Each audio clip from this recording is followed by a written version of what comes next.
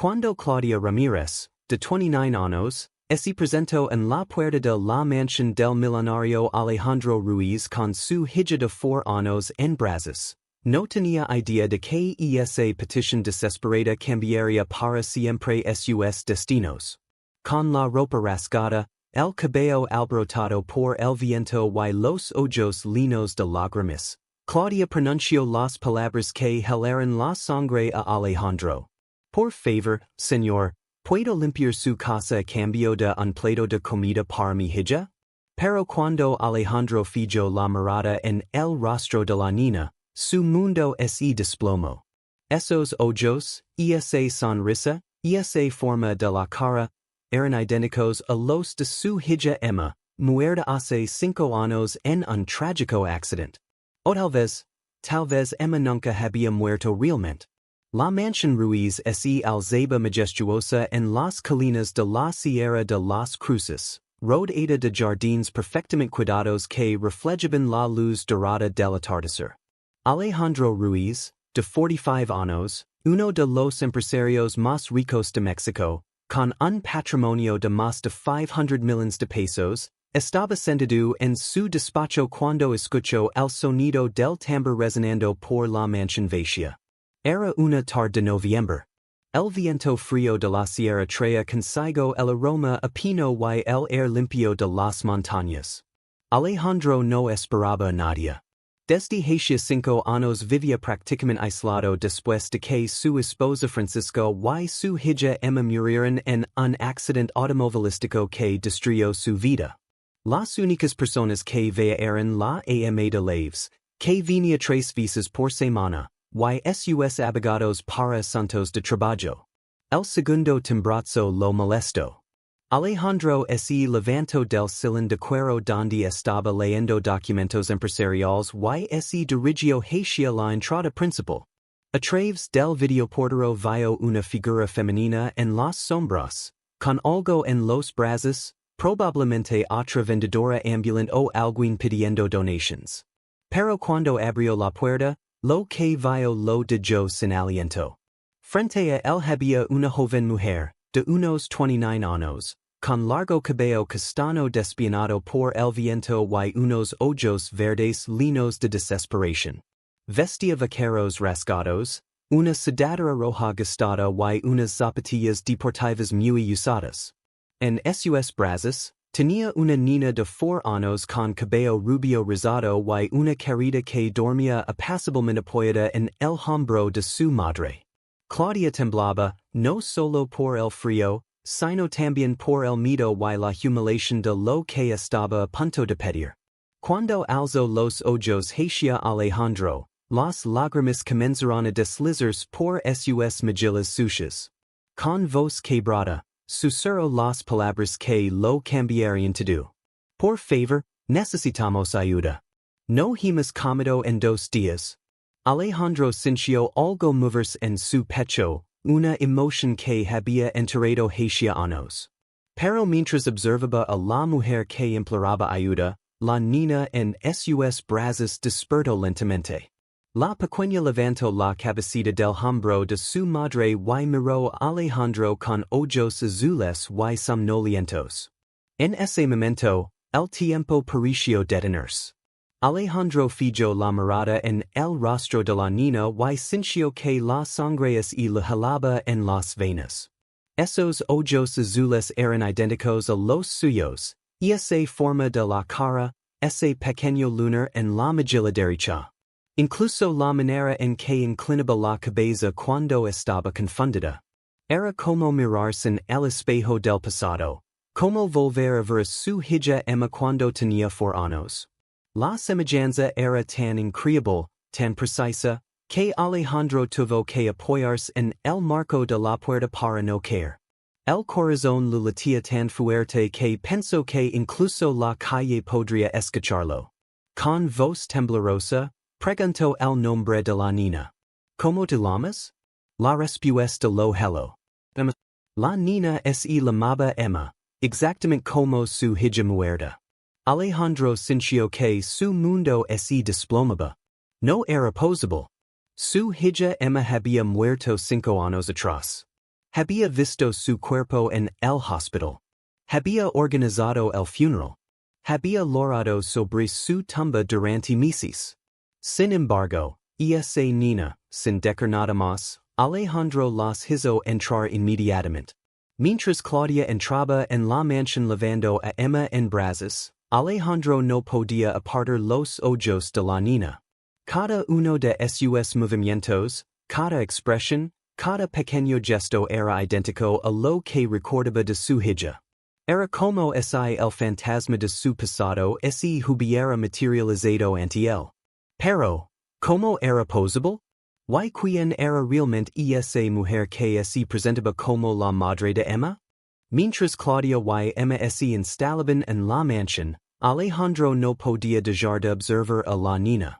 A cada paso que daba, a cada risa que se escapaba de sus labios, veía Emma, su hija, como si estuviera allí, frente a él.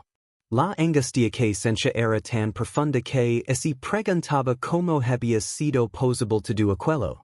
¿Era una coincidencia? ¿O algo mucho más extraño estaba sucediendo? Claudia parecía perdida en la inmensidad de la mansión. Aunque no decía nada, su mirada revelaba la mezcla de asombro y miedo que sentía. Ella nunca había estado en un lugar tan lujoso, y esa noche, mientras preparaba una comida sencilla en la cocina, Alejandro la observaba desde el salón. Su mente daba vueltas, buscando una explicación lógica a lo que estaba viviendo. La niña, por su parte, se había acomodado en el sofá, jugando con una muñeca de trapo gastada, probablemente el único juguete que tenía. La imagen de la niña jugando tan inocentemente lo golpeó con fuerza. Cada gesto, cada movimiento, todo lo recordaba a Emma. No podía dejar de pensar que tal vez, solo tal vez, el destino lo estaba dando una oportunidad que nunca imaginó. Claudia regresó con una bandeja llena de comida.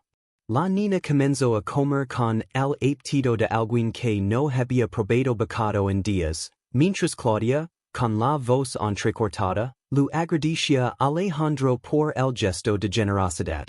Gracias, de verdad. No sé cómo agradecer esto, dijo Claudia, con lágrimas en los ojos. Alejandro asintió en silencio. Estaba absorbiendo la información, intentando comprender qué estaba pasando. No podía ser casualidad. No podía serlo. Después de unos momentos, le pidió a Claudia que le contara su historia. En ese momento, ella comenzó a relatar la lucha que había enfrentado en los últimos años. Había enviudado hace 2 años, cuando su esposo Marcos murió en un accidente laboral. Desde entonces, había estado luchando para salir adelante, haciendo trabajos eventuales y criando a Emma sola. 3 meses atrás, perdió su trabajo en una fábrica, y desde entonces, no pudo pagar el alquiler. Habían dormido en el coche o en refugios improvisados, pero la necesidad de una comida caliente había sido más urgente que nada. Claudia habló sin reservas, y aunque Alejandro escuchaba con atención, no podía evitar que su mente divagara hacia la niña que, a cada momento, se parecía más a Emma. Cuando Claudia terminó su relato, Alejandro no pudo evitar preguntar: ¿Cuántos años tiene Emma? 4, respondió Claudia, con una sonrisa débil. En ese instante, la niña levantó la cabeza, observando una foto en la pared del salón. Era una foto familiar: Alejandro, su esposa Francisca y su hija Emma, sonriendo felices en el jardín de la mansión. La niña se levantó y, con la inocencia de un niño, señaló la imagen y dijo con su vocecita: Esa niña se parece a mí. Claudia miró la foto, luego a Alejandro, y una palidez inmediata se apoderó de su rostro. Alejandro, por un momento, no pudo moverse. ¿Cómo era posible que esa niña, que decía llamarse Emma, tuviera tan claro el parecido con su hija fallecida?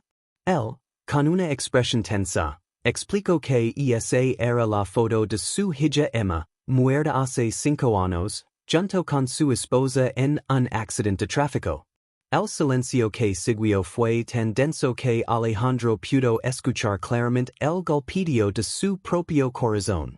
Claudia se levantó, claramente incómoda, intentando calmar a la niña que estaba mirando la foto. Pero, en ese momento, Emma la miró y dijo algo que le heló la sangre. ¿Papa? Claudia rápidamente la tomó de la mano, disculpándose mientras lo explicaba que la niña estaba confundida. Sin embargo, Alejandro no podía apartar la vista de la niña. No era posible. ¿Pero que si realmente lo era?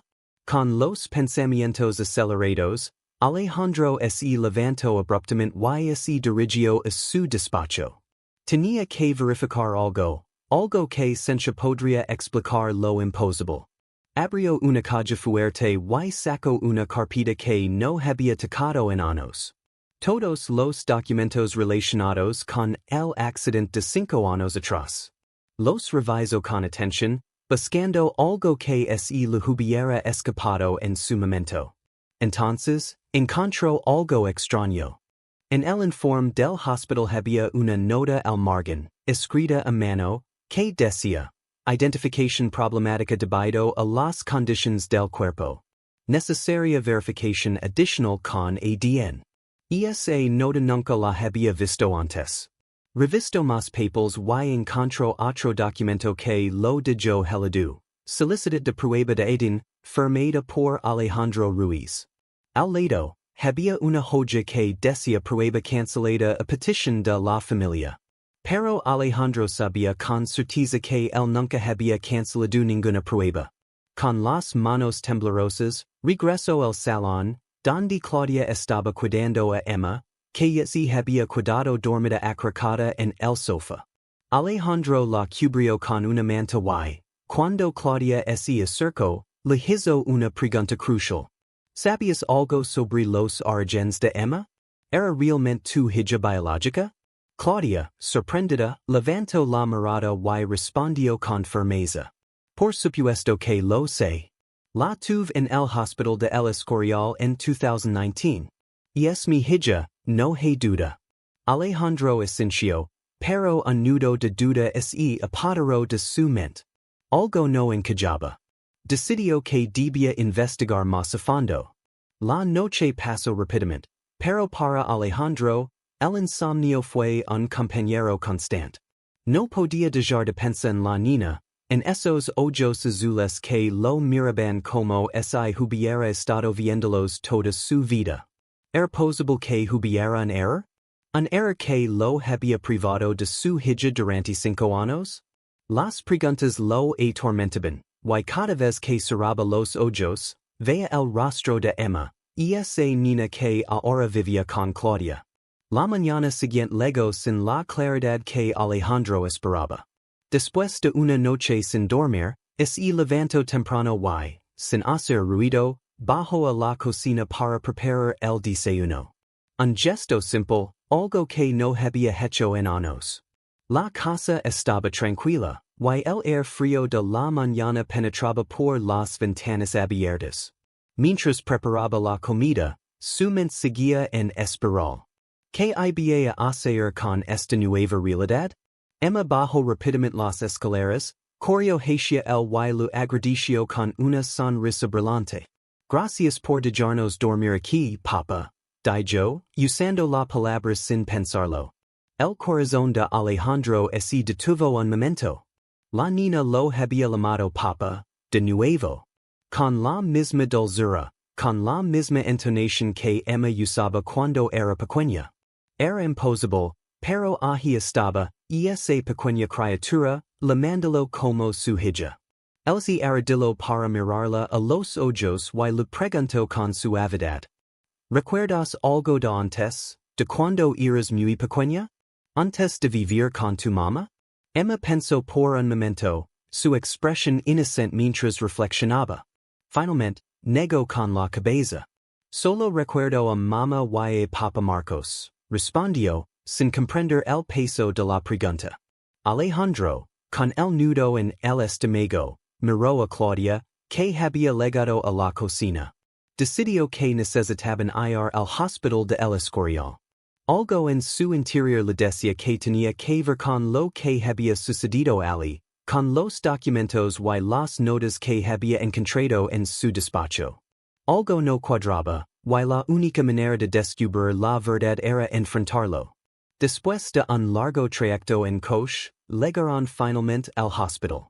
Alejandro había llamado con antelación y arreglado una cita con el Dr. Benítez, el jefe del departamento de pediatría, quien también había estado de servicio la noche del accidente. El ambiente en el hospital era sombrío, pero Alejandro mantenía la esperanza de que encontraría alguna pista. El Dr. Benítez los recibió con una expresión preocupada en su rostro. No era común que Alejandro pidiera una cita así, y algo en la visita de esa mañana lo inquietaba. Alejandro, dijo el doctor, estrechando su mano, ¿qué te trae por aquí? Alejandro lo miró fijamente, sin rodeos. Quiero que mires a esta niña, dijo, señalando a Emma. Creo que hay algo que no nos han contado. Algo importante.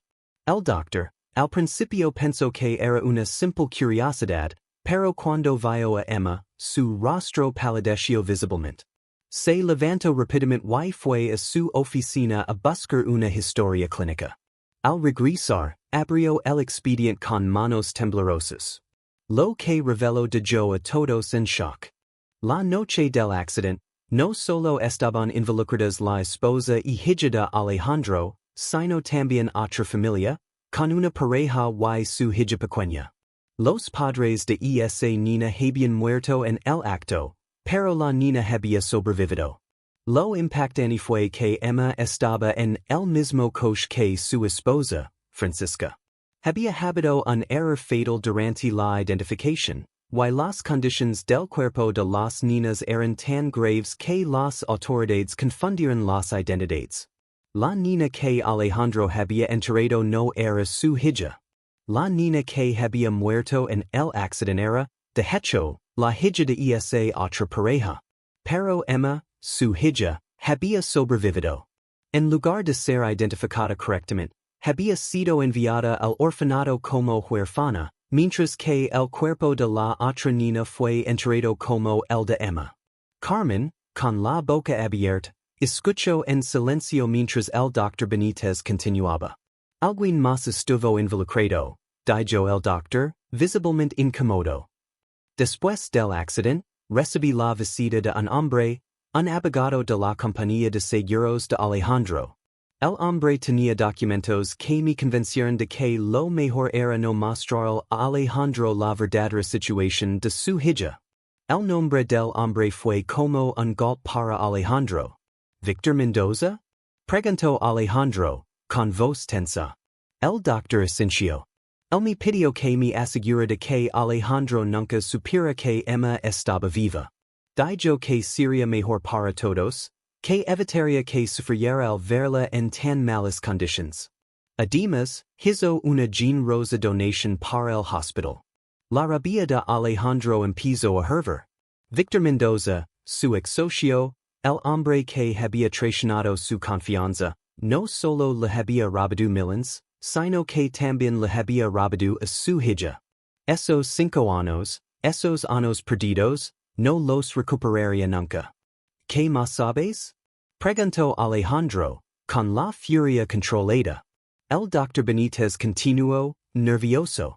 Después de entregar a Emma a la familia de Carmen, Mendoza volvió varias veces al hospital.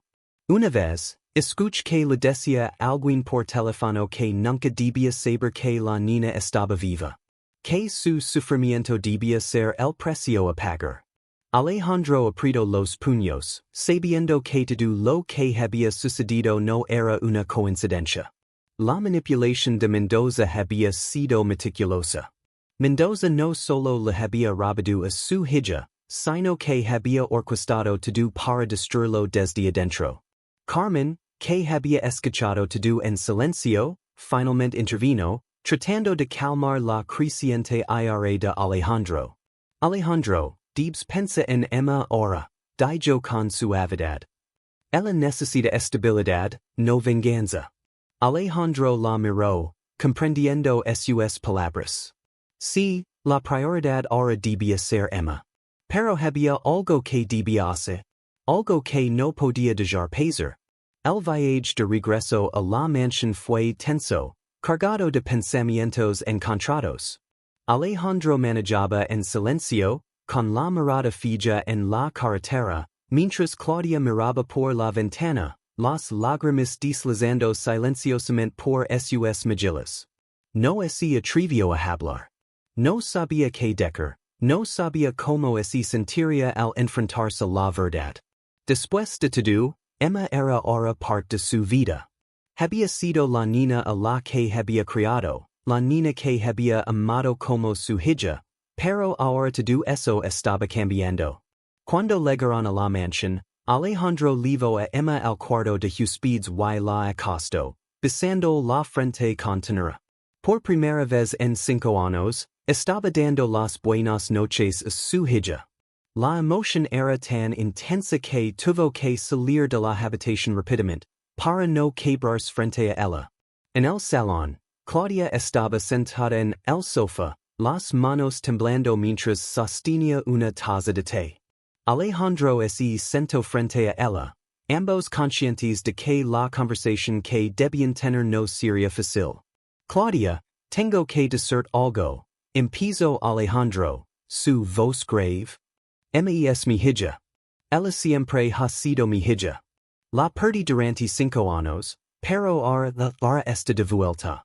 Claudia lo miró fijamente, y por un momento, todo el dolor de estos días se reflejó en su rostro. Lo sé, Alejandro. Sé lo que significas para ella. Y sé que ella te necesita. Pero también necesita lo que yo le he dado. La he criado, la he amado. ¿Cómo puedo quitar eso? No quiero quitar nada, respondió Alejandro, suavizando su tono. Lo que quiero es que ella tenga ambos. A ti, porque te necesita, y a mí, porque soy su padre. Mi intención no es arrebatarla de ti, sino que todos podemos ser una familia. Claudia lo miró, dudando. La idea de perder a Emma, de verla alejarse de ella, la desgarraba por dentro.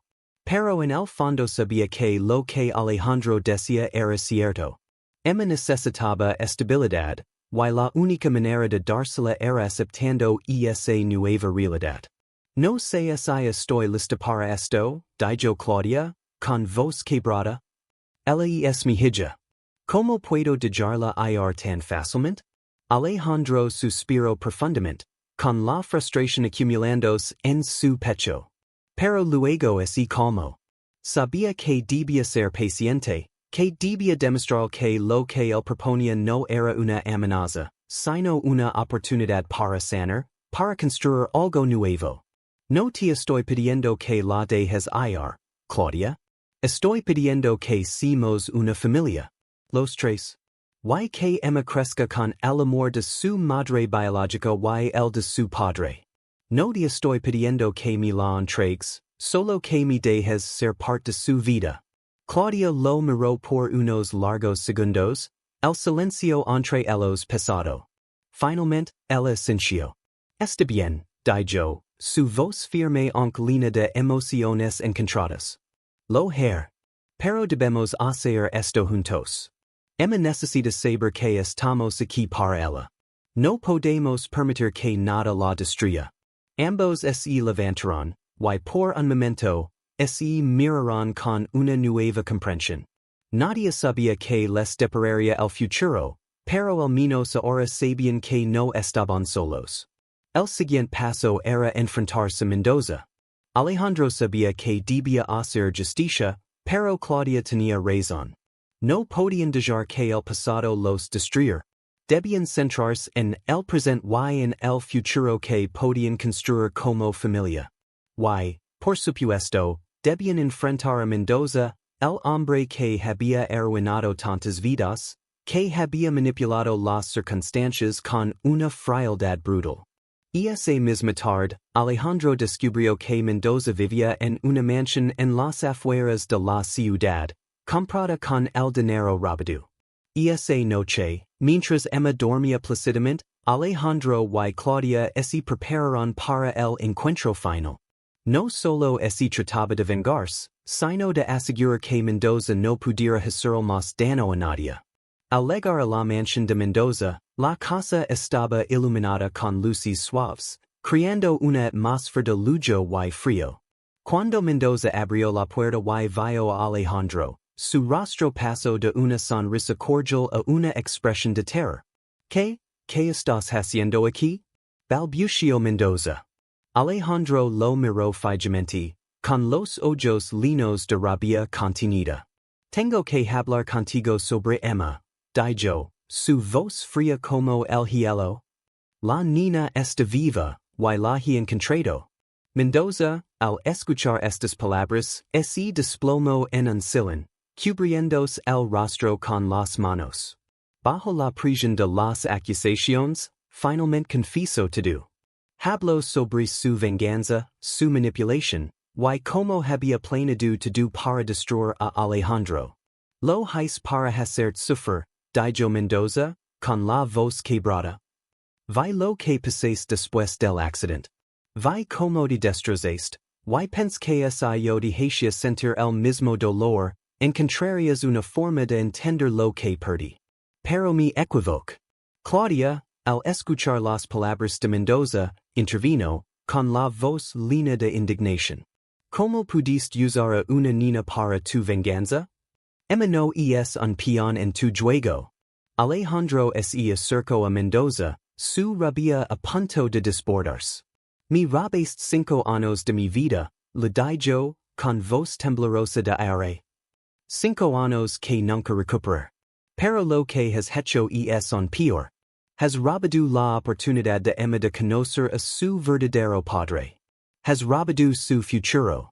Finalmente, Alejandro sacó su teléfono móvil y comenzó a grabar la conversación. Sabía que la confesión de Mendoza sería su sentencia. Te voy a entregar a la policía, dijo Alejandro, con frialdad. Y pasarás el resto de tu vida en prisión. Pero antes, quiero que sepas que tu venganza ha fracasado. En lugar de destruir mi familia, has creado una nueva. Y en esta familia, Emma tiene a una madre que la ha amado como su propia hija, y a un padre que finalmente está con ella.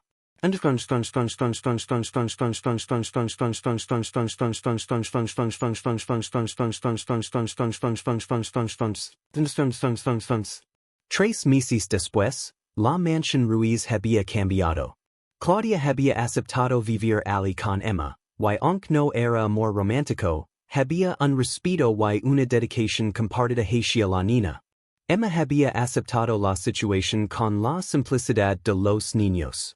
Alejandro era su padre biológico, y Claudia era su mamá del corazón. Y para ella, eso era todo lo que necesitaba. Mendoza fue arrestado y condenado a 10 años de prisión. Pero antes de ser levado, escribió una carta a Alejandro, pidiendo perdón y agradeciendo por no buscar venganza. Una tarde de primavera, mientras Emma llegaba en el jardín, Alejandro y Claudia se sentaron en la terraza, viendo el atardecer. Reflexionaban sobre cómo todo había cambiado, cómo un destino tan trágico los había reunido. Nunca imaginé que mi vida sería así, dijo Claudia, mirando a Alejandro. Pero, de alguna manera, el destino tenía sus propios planes. A veces, lo peor puede traer lo mejor, respondió Alejandro, con una sonrisa suave. Emma corrió hacia ellos, el cabello rubio brillando al sol, llamándolos a ambos para que llegara con ella. Alejandro y Claudia se miraron y, sin decir una palabra más, se levantaron y corrieron al jardín, hacia la niña que había reunido 2 corazones rotos y les había dado una nueva oportunidad de ser felices.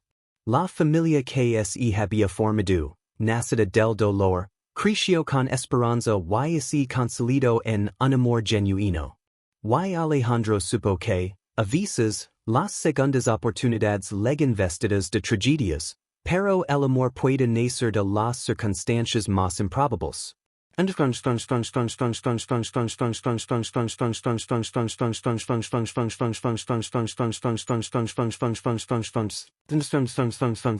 Fin.